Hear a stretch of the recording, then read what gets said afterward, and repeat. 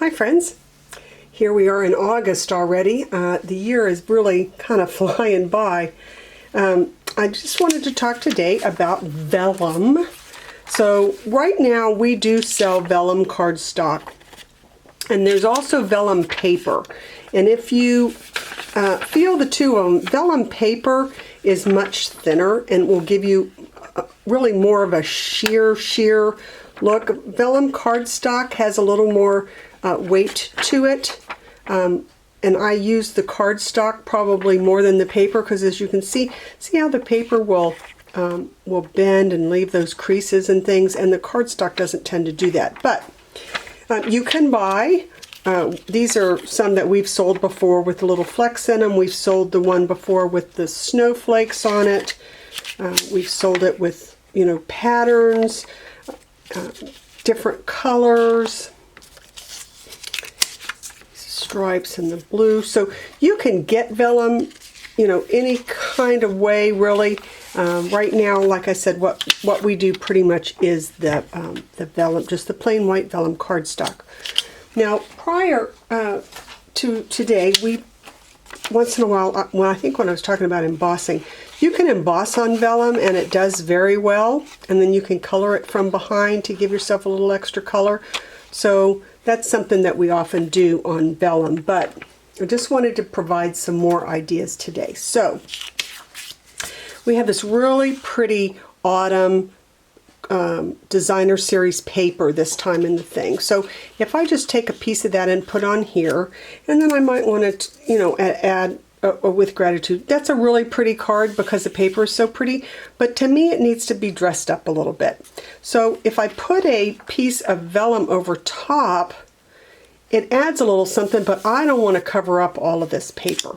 So I would take a piece and maybe tear off, and that way you get the pretty paper, you get the vellum covering it. I can put this on here. I could maybe even add a couple of little branches or something, and that would make even a better card, you know, more dressed up card, only by just tearing a piece of the vellum and putting it on there. Now, vellum also is really cool because this is our old world paper, I think, embossing folder. When you emboss it, it breaks the fibers and it makes it kind of white. So again, if I wanted to put that on here, I wouldn't want to cover the whole thing, but I might want to tear it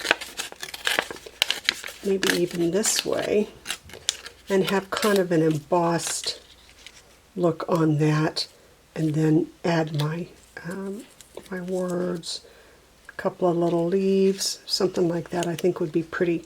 Also, incidentally, you don't always have to just stamp onto a oval or a round, a circle or a square. I had punched out one of these birds and I thought that would even be pretty on there. So, very pretty autumn card, not much effort. Piece of designer series paper, piece of vellum, and you've pretty much got it done. All right, so next, another easy card to do would be to take just a piece of cardstock, and I ran my vellum, just a plain vellum, through our Woodlands embossing folder. And if you now put that on there, look how pretty that would be for like a holiday card. And then maybe just add a word. Whoop, I dropped my word. Sorry. Add a word here.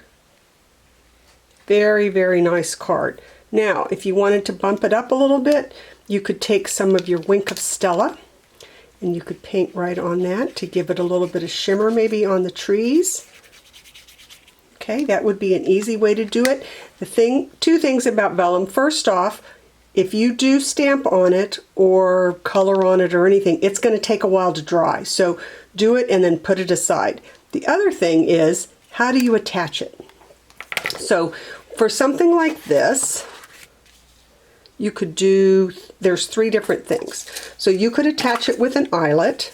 So I might want to take my crocodile and attach eyelets in all four corners, and that would kind of bump it up a little bit too if I use the silver ones. to match the piece that I have here. So 4 eyelets there.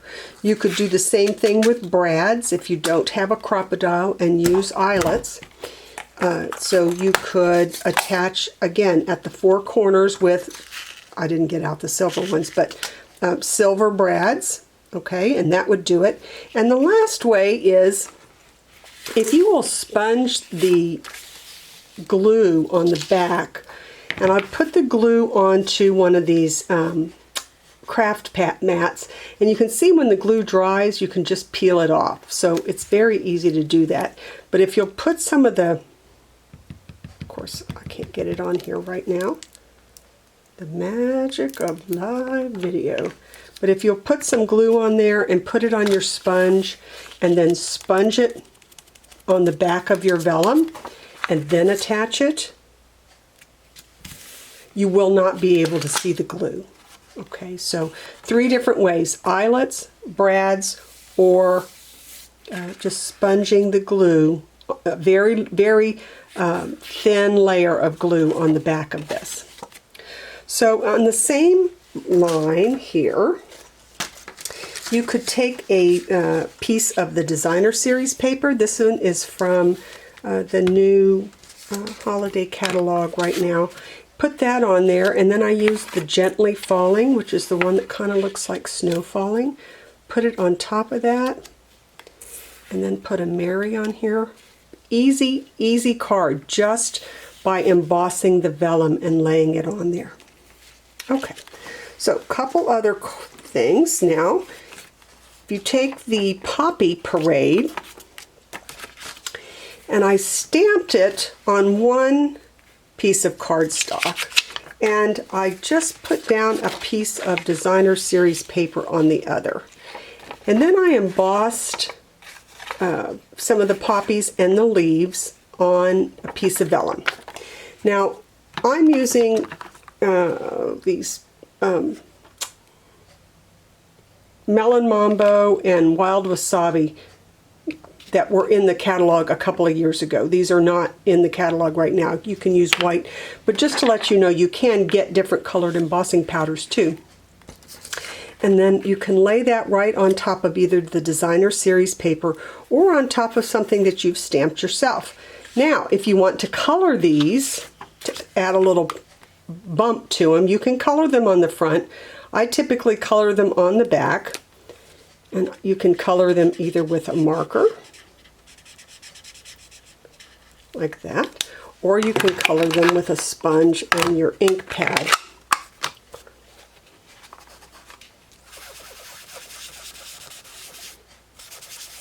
See, and I mean, it looks a little bit messy, but it looks nice on the front.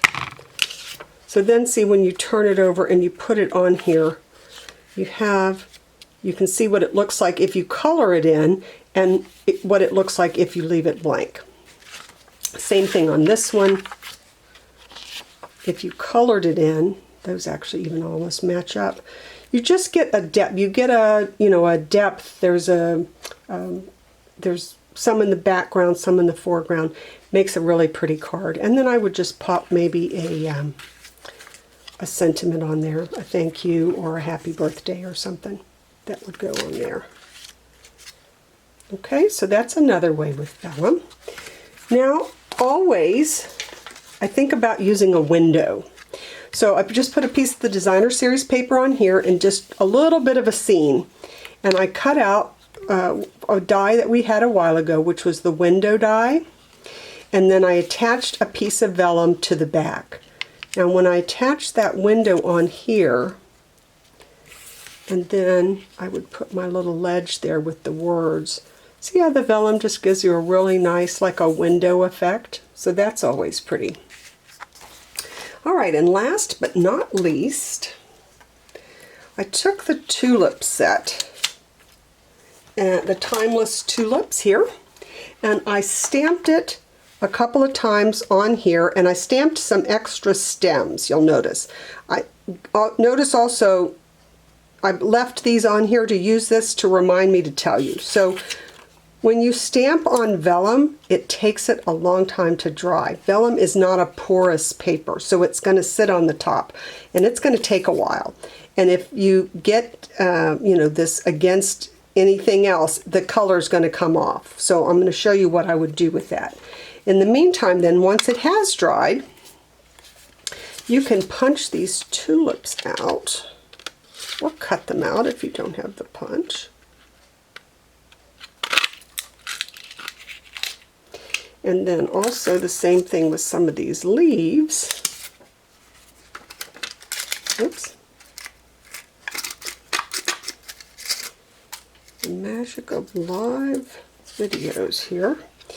And let's see, so the leaf would go this way. My scissors. You know, it's funny with punches, you have to remember which way you're going to feed it into the punch so that you know which way you want to stamp it. There we go. So by stamping a couple of the leaves and then punching a couple of the leaves, one here. Again, it just kind of gives you a depth that you don't get otherwise. And I did wait a while for this to dry. So then I would put this on here. See how I stamped the extra stem there? You can kind of see through it. I'd put another one over here. Now that one actually covered my little boo-boo that I had there. But don't, oh, look at this. Oh, that's not ink. Don't forget you've always got choices if you have a little smudge of ink that appears. So you can put on a sequin, which are often my go-to. You can put on some of these enamel dots, or you could put on some rhinestones of some kind. So for this one, I would take maybe a couple of these because they're the same color, and I would put one there. And then if I'm going to put one there, I would also put two others, because you want to always add like an odd number. So even though that was a mistake, you can't see it because I've covered it with the enamel dot. So then I could put my leaves, my extra leaves I punched out here, and you'd have like a bouquet of tulips. So whether you use them and you know, to actually stamp something on, just remember they take a long time to dry, or use them behind a window to make a window card. These are very popular in the holidays too, because you could hang a wreath on the window, you could put the Christmas tree in the background. Whether you stamp on it and then color it from behind, there we go, and have that on there. It gives it just an elegant look, I think. Just emboss it so that the fibers break and add that to the front of your card. Here again, here, the piece. Or just use a piece of the vellum along the side. I'm making a mess here. So I hope you've gotten some good ideas about using your vellum, maybe reminded you of some things that you've done before, and I hope you have a great day.